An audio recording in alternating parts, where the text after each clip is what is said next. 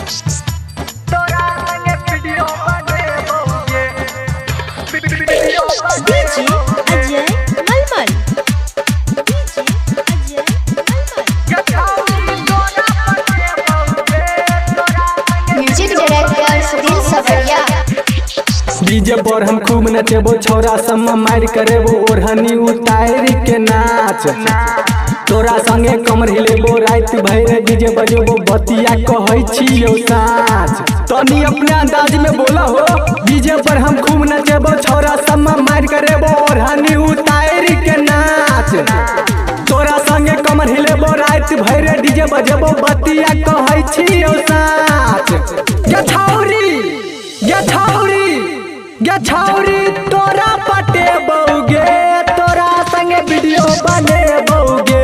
गे छौरी तोरा पटेबोगे, तोरा संगे वीडियो बनेबोगे।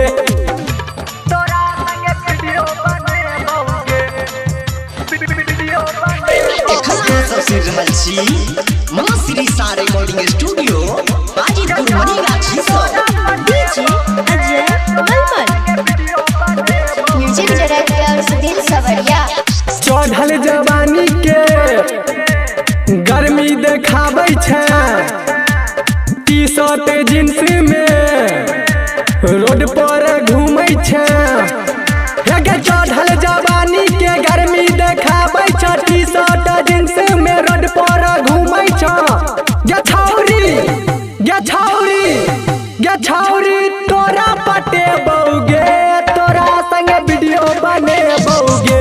गे छौरी तोरा पटेबोगे, तोरा संगे वीडियो बनेबोगे। तोरा संगे वीडियो बनेबोगे एखन सबसे रहल छी मां श्री सा रिकॉर्डिंग स्टूडियो बाजीपुर मनीगाछी सँ। डीजे अजय मलमल।